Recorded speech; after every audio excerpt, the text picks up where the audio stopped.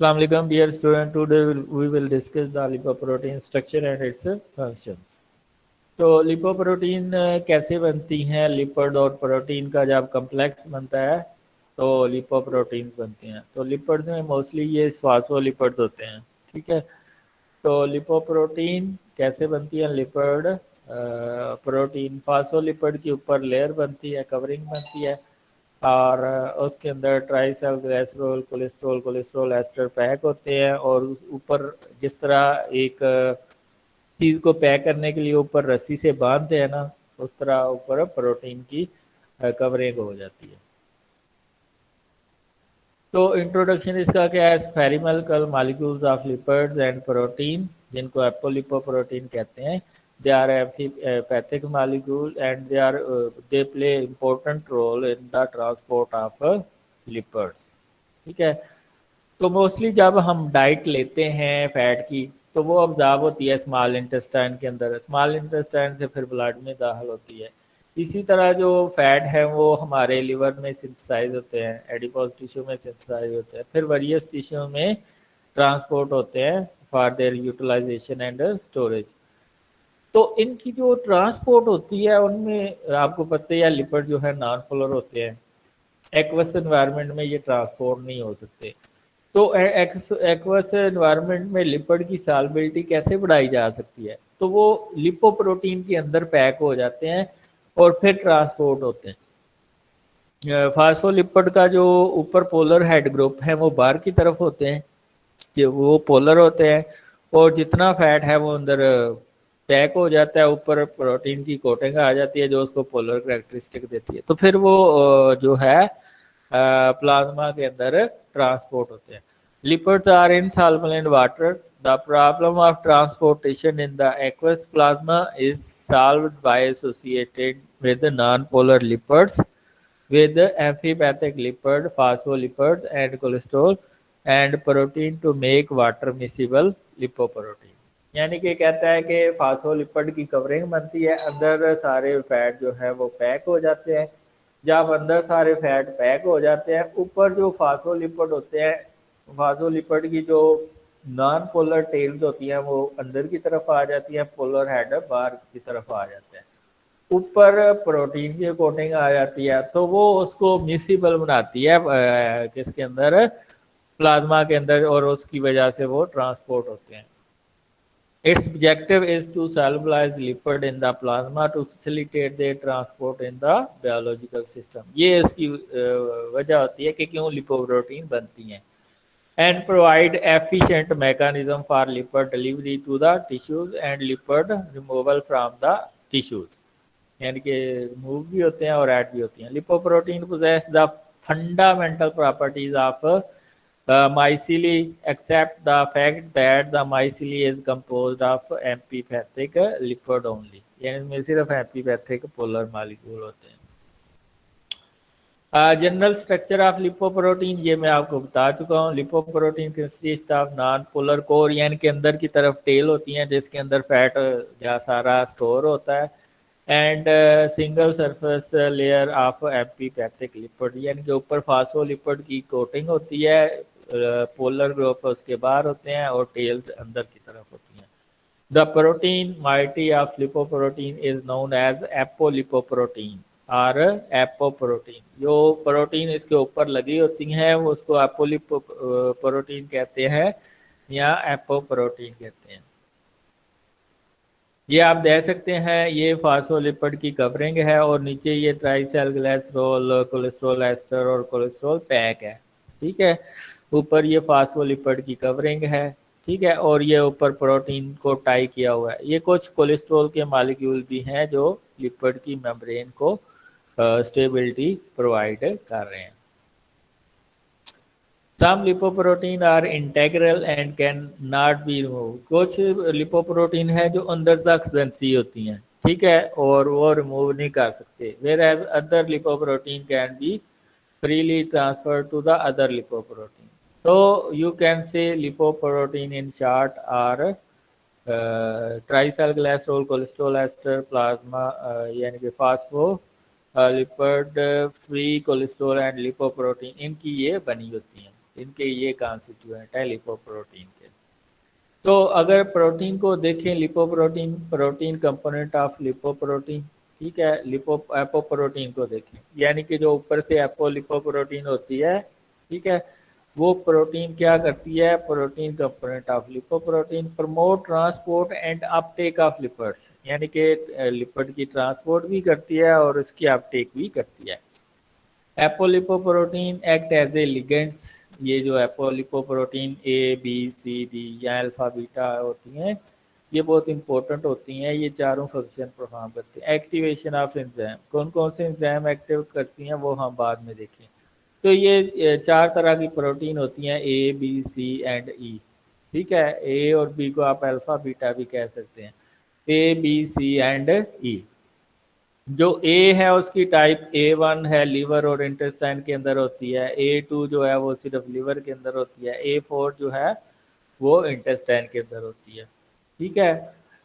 ये बड़ी इंपॉर्टेंट है दोनों प्रोटीन। B48 जो कि काइलोमाइक्रोन का भी पार्ट होती है, इंटेस्टाइन के अंदर होती है, और B100 ये लीवर के अंदर होती है, जबकि C1 C2 C3 ये लीवर के अंदर होती हैं, ठीक है। और ई जो है ये लिवर और मैक्रोफेजेस के अंदर होती है, ठीक है। फंक्शंस ऑफ एपोल प्रोटीन, जो ऊपर प्रोटीन लगी होती हैं उनका फंक्शन क्या है, provide hydrophilic character to the lipoprotein particle to allow their transport in the plasma, ये तो पोलर करेक्टरिस्टिक्स देती हैं लिपोप्रोटीन को, जिसकी वजह से वो फैट को लेके आगे ट्रांसपोर्ट होती है। Maintain the structural stability of lipoprotein, यानी कि जो लिपोप्रोटीन का स्ट्रक्चर है वो इनकी वजह से, एपोप्रोटीन की वजह से स्टेबल रहता है। मैं कह रहा था कि जिस तरह आप किसी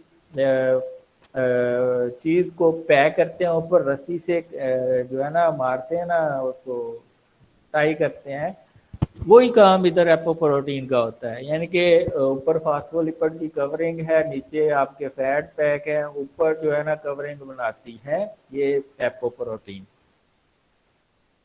ठीक है। Determine the metabolic fate of lipoprotein and allow the exchange of lipids between the lipoprotein, HDL और LDL के दरमियान या काइलोमैक्रोन और दूसरी लिपोप्रोटीन के दरमियान जो एक्सचेंज होती है वो ये लिपोप्रोटीन पॉसिबल करती हैं। Cofactor for enzyme of lipoprotein metabolism, for example apo C जो है, एपोसी2 जो है वो एक्टिवेट करती है लिपोप्रोटीन लाइपेज को, ठीक है।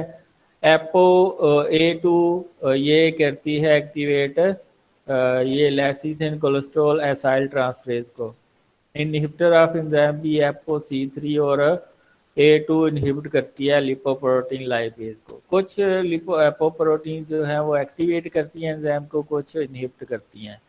इसके अलावा they are act as a ligand to recognise lipoprotein receptor on the cell surface, यानी कि किसी सरफेस के उन्होंने ऊपर जाकर लगना है तो ये एपोप्रोटीन ही पॉसिबल बनाती हैं। Types of lipoprotein, there are various types of lipoprotein. They differ in their lipid and protein composition, and therefore they differ in size and density. Electrophoretic mobility के लिहाज से ये एक दूसरे से डिफरेंट होती हैं। तो ये 5 क्लासेस हैं लिपोप्रोटीन्स की। Chylomicrons very low density lipoprotein, intermediate density lipoprotein है, लो डेंसिटी लिपोप्रोटीन है, हाई डेंसिटी लिपोप्रोटीन है। ये सारी बड़ी इंपॉर्टेंट हैं जो बॉडी में डिफरेंट फंक्शन परफॉर्म करती हैं। तो जब हम सेंट्रीफ्यूगेशन करते हैं तो सेंट्रीफ्यूगेशन में क्या होता है कि जो सबसे लाइट होती है काइलोमाइक्रोन, जिसमें फैट ज़्यादा होता है, प्रोटीन बहुत कम होती है, वो सबसे ऊपर जाती है। फिर वेरी लो डेंसिटी लिपोप्रोटीन होती है, इसमें इससे ज़्यादा प्रोटीन होती है। फिर लो डेंसिटी लिपोप्रोटीन होती है, फिर इसमें ज़्यादा होती है लिपोप्रोटीन, एपोप्रोटीन। HDL में सबसे ज़्यादा प्रोटीन होती है, और उसके बाद जो प्रोटीन आती हैं वो अल्ब्यूमर और नॉन स्टेरिफाइड फैटी एसिड अल्ब्यूमर के साथ जो लगे होते हैं, ठीक है। इसके अलावा आप इलेक्ट्रोफोर्सेस से भी जो है वो प्रोटीन को सेपरेट करते हैं। जो सबसे हाई मॉलिक्यूलर वेट होती है वो कम ट्रेवल करती है, जो लो मॉलिक्यूलर वेट होती है वो सबसे ज़्यादा ट्रैवल करती है, उसके लिहाज से इसको हम सेपरेट करते हैं। अगर हम डेंसिटी के लिहाज से देखें इसकी क्लासिफिकेशन, तो काइलोमाइक्रॉन की डेंसिटी सबसे कम होती है, वेरी लो डेंसिटी लिपोप्रोटीन की डेंसिटी उससे ज़्यादा होती है, फिर उससे ज़्यादा डेंसिटी, फिर उससे ज़्यादा डेंसिटी, फिर उससे ज़्यादा डेंसिटी। तो हाई डेंसिटी लिपोप्रोटीन की डेंसिटी 1.21 तक होती है। अगर फैट को देखें, इसमें 99% फैट होती है और 1% इसमें प्रोटीन होती है। अगर वेरी लो डेंसिटी लिपोप्रोटीन को देखें तो इसमें 92% फैट होती है और 8% लिपोप्रोटीन होती है। और अगर आप आईडीएल को देखें तो इसमें 85% फैट होती है और 50% इसके अंदर प्रोटीन होती है। और अगर एलडीएल को देखें, इसमें 80% फैट और 20% इसके अंदर प्रोटीन होती है। इसी तरह एचडीएल को देखें तो इसमें 50-50 की रेशियो होती है। साइज के लिहाज से देखें तो काइलोमाइक्रॉन का साइज सबसे बड़ा होता है, फिर उसके बाद इसका साइज बड़ा, ये सबसे छोटा साइज इसका होता है, फिर इसका इससे बड़ा, फिर इसका इससे बड़ा, फिर इसका इससे बड़ा, और ये सबसे बड़ी होती है काइलोमाइक्रॉन। जब स्मॉल इंटेस्टाइन से आप फैट खाते हैं तो फैट सबसे पहले जिसमें पैक होते हैं वो काइलोमाइक्रॉन होते हैं, फिर ये ट्रांसपोर्ट होके दूसरी प्रोटीन के अंदर चेंज होती हैं। तो ये आप देखें, इससे ये साइज के लिहाज से है कि काइलोमाइक्रॉन का साइज सबसे बड़ा होता है, फिर वीएलडीएल का, फिर आईडीएल का, फिर एलडीएल का, फिर एचडीएल का साइज कम होता जाता है। ठीक है, तो there are 7 different sizes of LDL. The smaller are the dangerous one, the big one are associated with arteriosclerosis. जितना साइज बड़ा होगा एलडीएल का, उतनी वो डेंजरस होगी, उतने उसमें फ्री कोलेस्ट्रॉल ज़्यादा होंगे। तो लिपोप्रोटीन देखे हैं, मेजर कोर लिपिड, एपोलिपोप्रोटीन और साइज। लिपोप्रोटीन आपके पास 5 हैं। तो सबसे पहले हम काइलोमाइक्रॉन को देखें तो इसमें ज़्यादा ट्राइसेल ग्लिसरॉल होता है और कोलेस्ट्रॉल एस्टर होते हैं, क्योंकि सबसे पहले ये स्मॉल इंटेस्टाइन में बनती है। और इसमें एपोप्रोटीन की होती हैं B48 और C और E होती हैं। और इसका डायमीटर देखें तो 75 से लेके 1200 नैनोमीटर तक इसका डायामीटर होता है।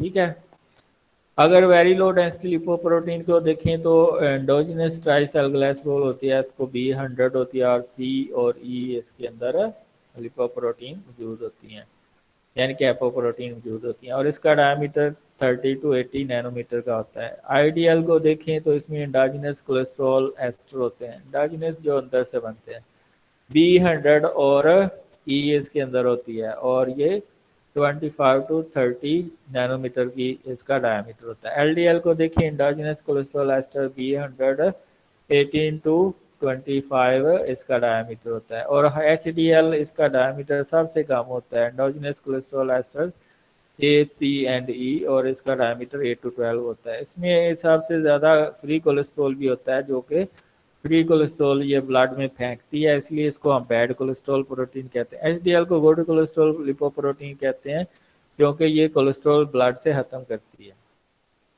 ये अगर आप साइज के लिहाज से देखें तो काइलोमाइक्रॉन का साइज सबसे बड़ा होता है, फिर उसके बाद छोटा ये इसका वीएलडी का, फिर उससे छोटा एलडीएल का, फिर सबसे छोटा एचडीएल का होता है।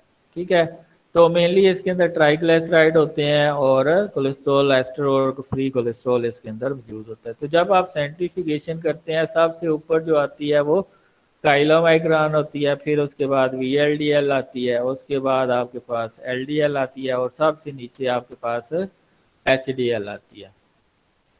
ठीक है, lipoprotein with high lipid content. ठीक है, lipoprotein with high lipid content will have low density, larger size, and so float on the centrifugation. Those with high protein content like HDL sediment easily have compact size, decreasing size, and have high density. तो इसमें जो high density lipoprotein होगी वो सबसे नीचे होगी और काइलोमाइक्रॉन सबसे ऊपर होगी। अगर इलेक्ट्रोफोरेटिक पैटर्न देखें तो एचडीएल के अंदर सबसे ज़्यादा प्रोटीन होती हैं, वो सबसे बाद में सेपरेट होगी। जो काइलोमैक्रॉन उसमें प्रोटीन बहुत कम होती है, वो सबसे पहले सेपरेट हो जाती है। ये आप देख सकते हैं। सबसे पहले सेपरेट हुई है, ऊपर गई है काइलोमाइक्रॉन क्योंकि लो मालिकुलर वेट है, फिर उसके बाद एलडीएल है, फिर वीएलडीएल है, फिर एचडीएल है। ठीक है, इसको अल्फा लिपोप्रोटीन भी कहते हैं क्योंकि इसकी डेंसिटी सबसे ज़्यादा होती है, तो ये सबसे कम ट्रेवल करेगी। Important to know, 93% of total body cholesterol residue is intracellular compartment and only 7% is found in the plasma where cholesterol is carried by LDL जो ट्रेवल करता है वो 60 to 70% इसमें होता है फ्री कोलेस्ट्रॉल, और एचडीएल के अंदर 20 to 30%। और वीएलडी जो देखें तो ये 10 to 15% होता है। There are 3 other specialized lipoprotein, all are atherogenic. Atherogenic जो क्लोड बनाती हैं, फैट का क्लोड बनाती हैं आपके ब्लड के अंदर, इसमें काइलोमैक्रोन रेमनेट से हैं या वीएलडी एल रेमनेट्स हैं, एच आईडीएल रेमनेट्स हैं, और ये जो लिपोप्रोटीन ए रेमनेट्स हैं, ये जो है ये एंथ्रोजेनिक है, ये काज कर सकती हैं कार्डियोवास्कुलर डिजीजेज।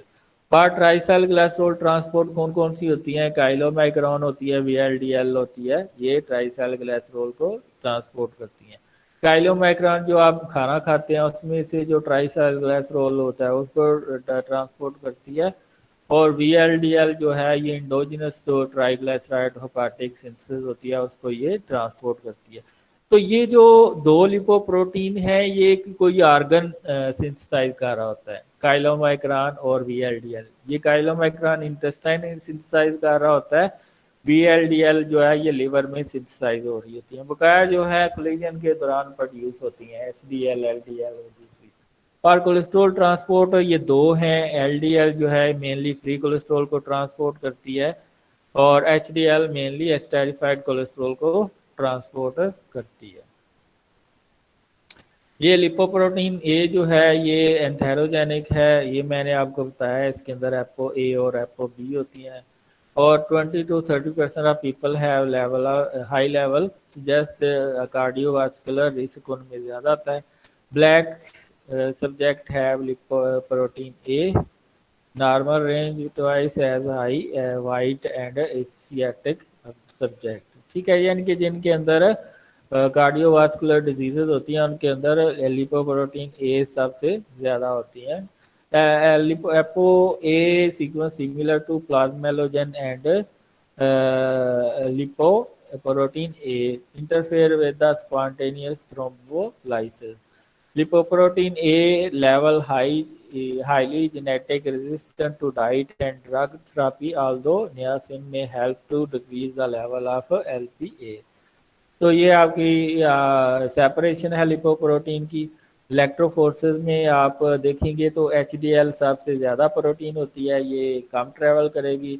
काइलोमाइक्रोन में प्रोटीन सबसे कम होती है, वो सबसे ज़्यादा। डेंसिटी के लिहाज से देखें तो एचडीएल की डेंसिटी सबसे ज़्यादा होती है, वो सबसे नीचे रह जाएगी।